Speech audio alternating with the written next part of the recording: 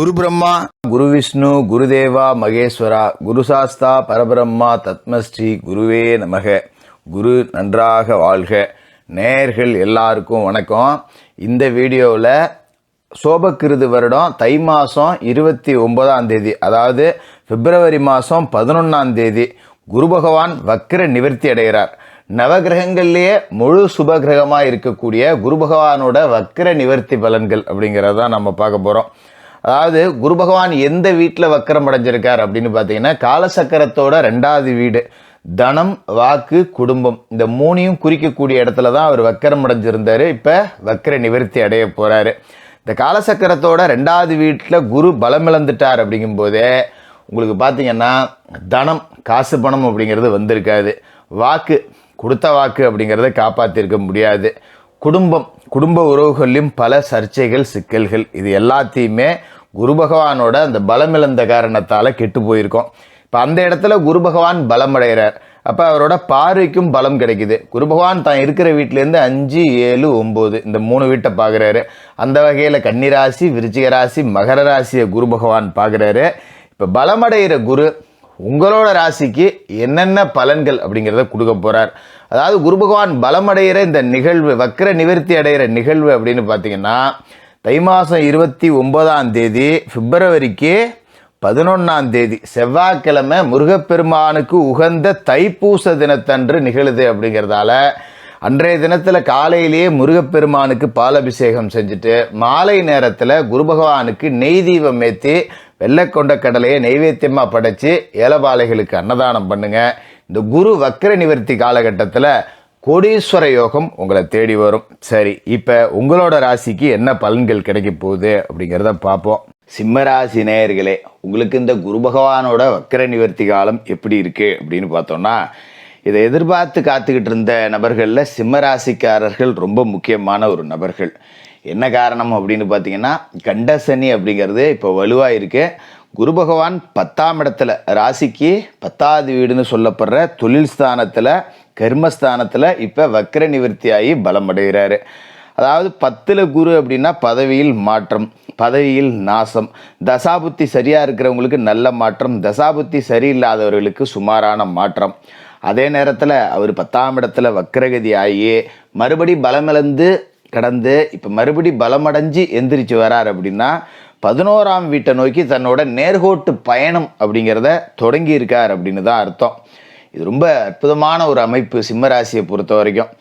ஏன்னா குரு பகவான் யார் அப்படின்னு பார்த்தீங்கன்னா, உங்களோட ராசியை பொறுத்த வரைக்கும் 5ஆம் வீட்டுக்கு அவர் தான் அதிபதி, 8ஆம் வீட்டுக்கு அவர் தான் அதிபதி.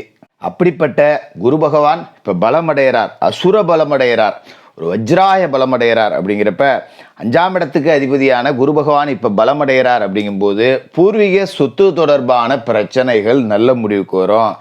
போட்டு வாட்டி எடுத்துருக்கோம், வெளியே சொல்ல முடியாமல் கதவை சாத்திட்டு எழுதிருக்கலாம்.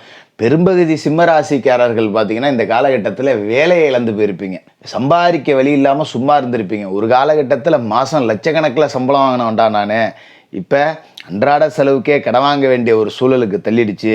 இந்த கண்டசனியும் 10ல் குருவும் போட்டு படாத பாடுபடுத்திடுச்சு. அவரோட பார்வையால் கூட பெருசாக பலன் கிடைக்காம போயிடுச்சு அப்படின்னு தான் நீங்கள் நினச்சிருப்பீங்க. அந்த அளவுக்கு தான் வாழ்க்கை அப்படிங்கிறதும் போயிட்டுருக்கோம். கவலைப்பட வேண்டியதில்லை. நேர்கோட்டு பயணம் அப்படிங்கிறது குரு பகவான் தை மாதம் 29ஆம் தேதி பிப்ரவரி 11க்கு தொடங்குறாரு. அடுத்து மே 18, 14 குரு பகவானோட நேரடி பயிற்சி அப்படிங்கிறது நடந்து குரு லாபஸ்தானத்துக்கு உங்களுக்கு வர போகிறாரு. அடுத்து உங்களுக்கு அஷ்டம சனி அப்படிங்கிறதும் வரப்போகுது. அதை குரு லாப வீட்டுக்கு ஓரளவுக்கு கட்டுப்படுத்திடுவார். இப்போ நேர்கோட்டு பயணம் தொடங்கின காலகட்டத்தில் உங்களுக்கு வேலை கிடைச்சிரும். எழுதியே கூட தரேன்.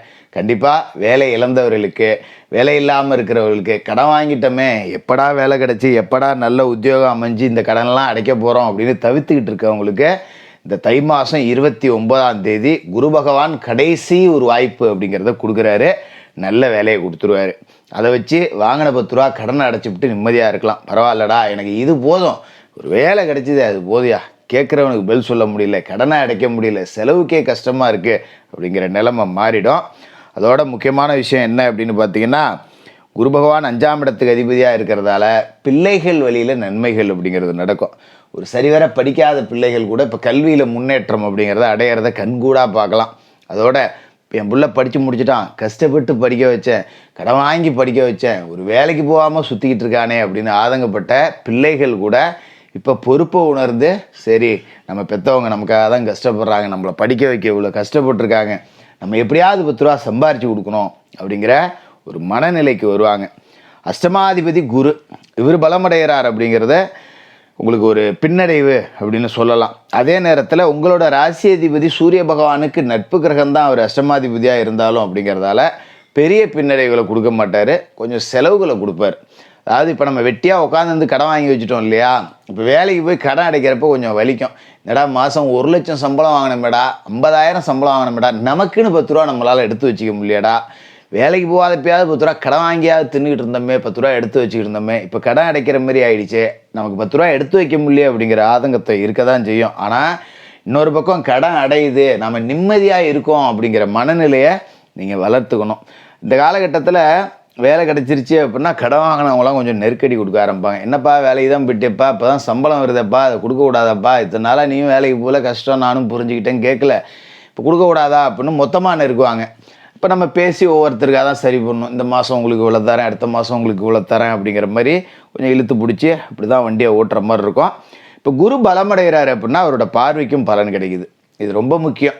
ஏன்னா குரு பார்வை அப்படிங்கிறது ராசிக்கு 2, 4, 6 இந்த 3 வீட்டில் விழுது. இந்த 2ஆம் இடம் அப்படிங்கிறது தனவாக்கு குடும்பஸ்தானம்.